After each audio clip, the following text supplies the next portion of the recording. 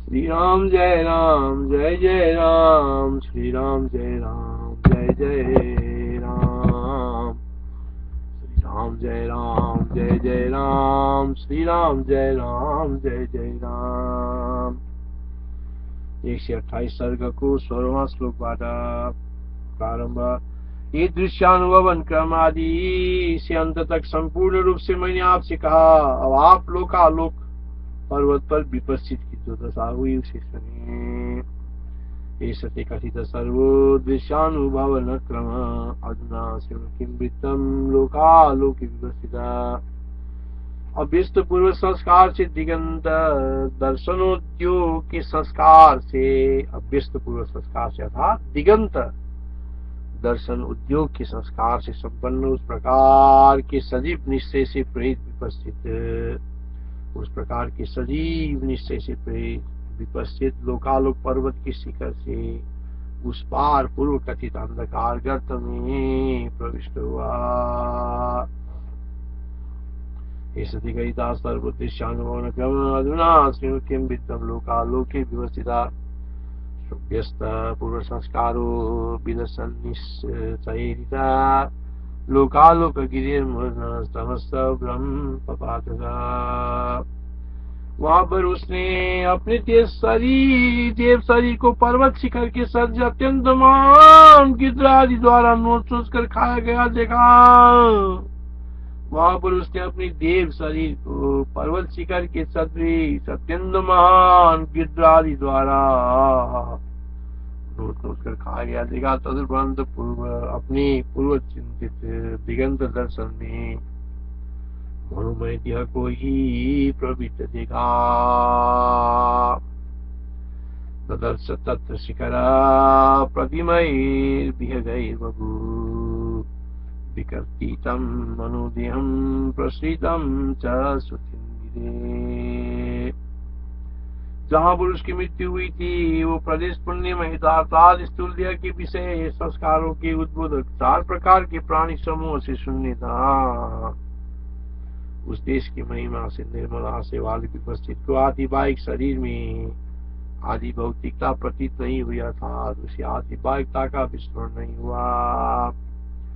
जहाँ पुरुष की मृत्यु हुई थी वो प्रदेश पुण्यमय अर्थात स्थूल देह के विषय संस्कारों के उद्बोधक 4 प्रकार के प्राणी समूह से शून्य, स्थूल देह के विषय संस्कारों के उद्बोधक 4 प्रकार के प्राणी समूह से शून्य था।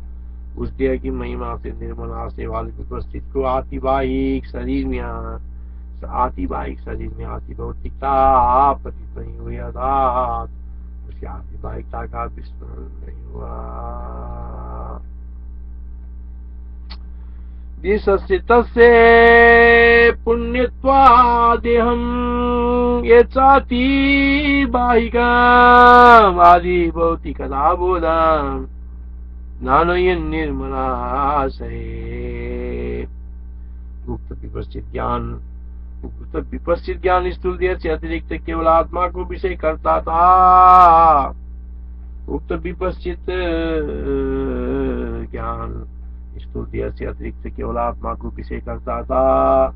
उससे अधिक स्थूल सूक्ष्म और कारण शरीर से अतिरिक्त शुद्ध चिन्मात्र आत्मा को विषय करने वाले भूत को प्राप्त नहीं किया था। इससे दिगंत दर्शन रूप कार्य को समाप्त समझकर गमन स्वभाव के अनुकूल दिगंत दर्शन रूप कार्य से विरत नहीं हुआ। उक्त विपस्थित ज्ञान स्थूल देह से अतिरिक्त केवल आत्मा को विषय करता था। उक्त विपस्थित ज्ञान स्थूल देह से अतिरिक्त केवल आत्मा को विषय करता था। उससे अधिक स्थूल सूक्ष्म और कारण शरीर से अतिरिक्त शुद्ध चिन्मात्र आत्मा को विषय करने वाले बोध को प्राप्त नहीं किया था। इसे दिगंत दर्शन रूप कार्य को असमाप्त समझकर गमन स्वभाव के अनुकूल दिगंत दर्शन रूप कार्य से विरत नहीं हुआ। उक्त विपस्थित ज्ञान स्थूल देह से अतिरिक्त केवल आत्मा को विषय करता था। उक्त विपस्थित ज्ञान स्थूल देह से अतिरिक्त केवल आत्मा को विषय करता था। उससे अधिक स्थूल सूक्ष्म और कारण शरीर से अतिरिक्त शुद्ध चिन्मात्र आत्मा को विषय करने वाला भूत को प्राप्त नहीं किया था, इसे दिगंत दर्शन रूप कार्य को असमाप्त समझकर गमन स्वभाव के अनुकूल दिगंत दर्शन रूप कार्य से विरत नहीं हुआ। उक्त विपस्थित ज्ञान इस स्फूर्ति से अतिरिक्त केवल आत्मा को विषय करता था, उससे अधिक स्थूल सूक्ष्म और कारण शरीर से अतिरिक्त शुद्ध चिन्मात्र आत्मा को विषय करने वाला बोध को प्राप्त नहीं किया था। इसे दिगंत दर्शन रूप कार्य को समाप्त समझकर गमन स्वभाव के अनुकूल दिगंत दर्शन रूप कार्य से विरत नहीं हुआ। तावन्मात्र प्रबोधोऽसौ नादिगं बोधमागता चिन्तयित्वासितं कार्यं बहुवा प्रकृतिरिता। श्री रामचंद्र जी ने कहा, मुनिवर, ये चित्त शरीर के बिना कार्य में कैसे गमन करता है? ये चित्त शरीर के बिना कार्य में कैसे गमन करता है? यदि शरीर के बिना भी गमन मान लिया जाए तो भी आदि देह से मनोमय देह में अधिक बोध कैसे होता है? देह बिन चित्त बाहर कैसे जाता है? देह के बिना चित्त का बाहर संसार स्वीकार करने पर भी वाली विपस्थित की देवता के शरीर से भी आकाश मार्ग में अप्रतिहत गति रही। देव शरीर का नाश होने पर भी मनोमय देह से आकाश मार्ग में चल रहे उपस्थित का पूर्व देव शरीर से मान मनुमात्र में देह में क्या विशेष हुआ? श्री रामचंद्र जी की इस जिज्ञासा का ही उत्तर है, ये मुनिवर, ये चित्त शरीर के बिना कार्य में कैसे गमन करता है? यदि शरीर के बिना भी गमन मान लिया जाए तो भी आदिवाहिक देह से मनोमय देह में अधिक बोध कैसे होता है? देह बिन चित्त बाहर कैसे जाता है? देह बिन चित्त बाहर कैसे जाता है? देह के बिना चित्त का बाहर संसार स्वीकार करने पर भी विपस्थित की देवता के शरीर से भी आकाश मार्ग में अप्रतिहत गति रही। देव शरीर का नाश होने पर भी मनोमय देह से आकाश मार्ग से चल रहे विपस्थित का पूर्व देव शरीर से मनुमात्र में देह में क्या विशेष हुआ? श्री रामचंद्र जी की जिज्ञासा का ये उत्तर है। श्री रामादि हम प्रसरचेता चिदम कार्य कदम आदिवाहिक संवित्तेर बोधस्यात् कीदृशोऽधिका।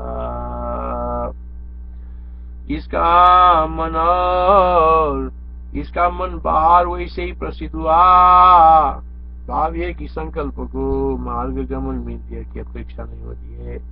इसका मन बाहर वैसे ही प्रसिद्ध हुआ, इसका मन बाहर वैसे ही प्रस्तुत हुआ। भाव यह कि संकल्प को मार्ग गमन में देह की अपेक्षा नहीं होती है। संकल्प को मार्ग गमन देह की अपेक्षा नहीं होती है। जैसे अंतपुर में निवास करने वाले का ये मन संकल्प विपत्ति के रूप में बाहर गमन करता है, जैसे अंतपुर में निवास करने वाले का यह मन संकल्प रूपी पति के रूप में बाहर गमन करता है। इसका मन बाहर वैसे ही प्रसिद्ध हुआ। भाव यह कि संकल्प मार्गमन में देह की अपेक्षा नहीं होती है। शिवशिवाचा संकल्प पतिकत्वेन यथान्त पुरवासिन इदं मन प्रसरति तदा से प्रसिद्धम। भ्रांति में, स्वप्न में, मनोरथ में, मिथ्या ज्ञान में तथा औपन्यासिक कथाओं के श्रवण में उस मन का प्रसार वैसे ही हुआ जैसे मन का संसार होता है। भ्रांति में, स्वप्न में, मनोरथ में, मिथ्या ज्ञान में तथा औपन्यासिक कथाओं के श्रवण में उस मन का प्रसार वैसे ही हुआ जैसे मन का प्रसार संसार होता है। भ्रमे स्वप्ने मनोराज्ये मिथ्या ज्ञाने कथा श्रुतौ तदा मन प्रसरति तदा तत्प्रसिद्धं मन। भ्रमे स्वप्ने मनोराज्ये मिथ्या ज्ञाने कथा श्रुतौ यथा मन प्रसरति तदा तत्प्रसिद्धं मन। जिस शरीर में भ्रम स्वप्न मनोराज्य आदि का प्रसार होता है वो शरीर आतिवाहिक है। उस आदिवाहिक देह में ही कालवश आदिवाहिकता का विस्मरण से आपकी आदि भौतिकता बुद्धि उत्पन्न होती है। जिस शरीर में भ्रम, स्वप्न, मनोराज्य आदि का प्रसार होता है, उस शरीर आदिवाहिक है। उस आदिवाहिक देह में ही कालवश आदिवाहिकता के विस्मरण से आपकी आदि भौतिकता बुद्धि उत्पन्न होती है। पतन्ति तु शरीरं तदाति बाहिकमुच्यते। पतन्ति तु शरीरं तदाति बाहिकमुच्यते। आदि भौतिकदीर्भाति विस्मृत्यात्रैव कारणतः।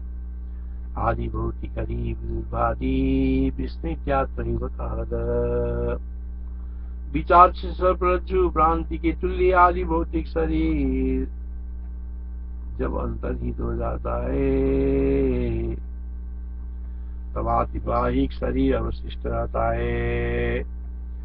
विचार से सर्परज्जु भ्रांति के तुल्य आदि भौतिक शरीर, विचार से सर्परज्जु भ्रांति के तुल्य आदि भौतिक शरीर जब अंतर्हित हो जाता है, तब आदिवाहिक शरीर अवशिष्ट रहता है। विचार से सर्परज्जु भ्रांति के तुल्य यह आदि भौतिक शरीर जब अंतर्हित हो जाता है, तब आदि भौतिक शरीर आदिवाहिक शरीर अवशिष्ट रहता है।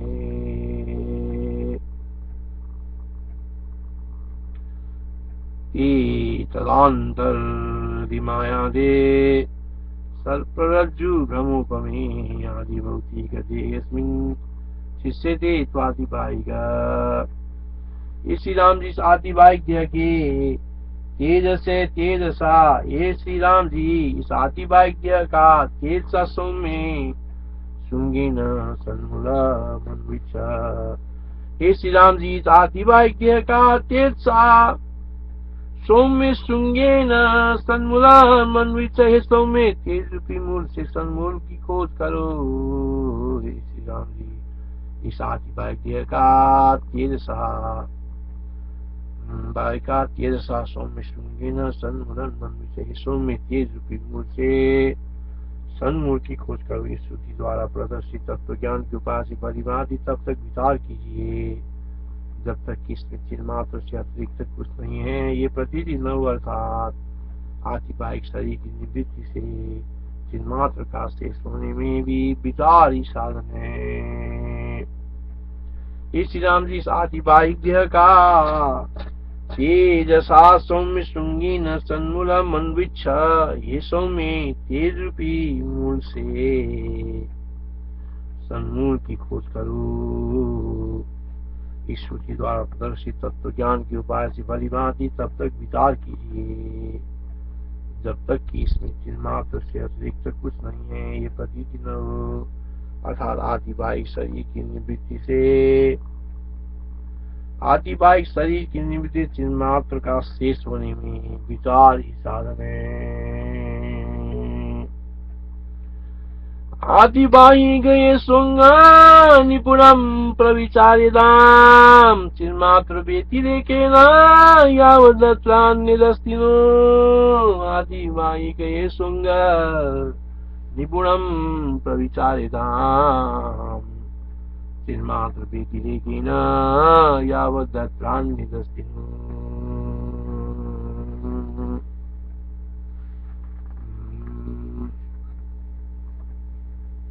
एक देश से दूसरे देश की प्राप्ति होने में मध्य में जो संबीत का शरीर है एक रूपी असीम चिन्मात्र का वही रूप प्रसिद्ध ही है। एक देश से दूसरे देश की प्राप्ति होने में मध्य में जो संबीत का शरीर है एक रूपी असीम इस चिन्मात्र का वह रूप प्रसिद्ध ही है। देशांतर प्राप्त मध्य संविदो बभू चिन्मात्र शास्त्र तद्रूप मनंतस्यैक रूपिणा।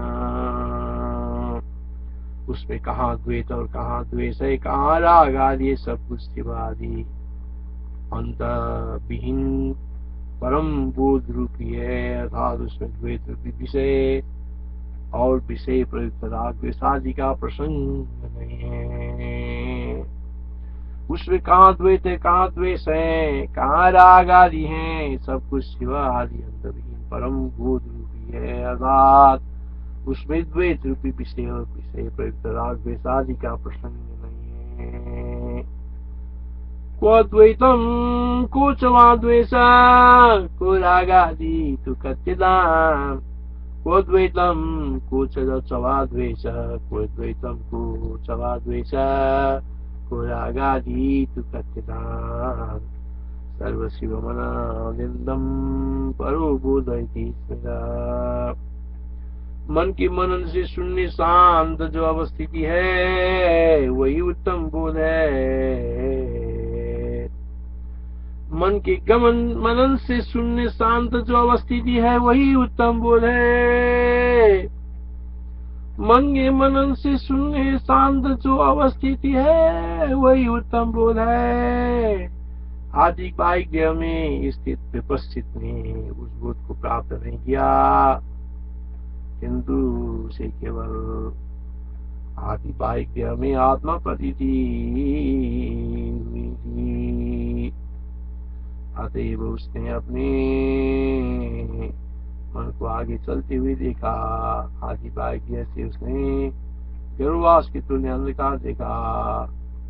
तम के अंत में उसने ब्रह्मांड कपल रूप में के कर्ण को दो कपल के समुद्र मार्गों से संधिभूत कर्ण को पाया, जो वज्र की समाप्ति सुवर्णमय और करोड़ों योजन विस्तीर्ण था।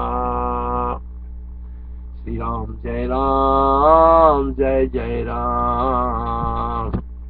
श्री राम जय राम जय जय राम।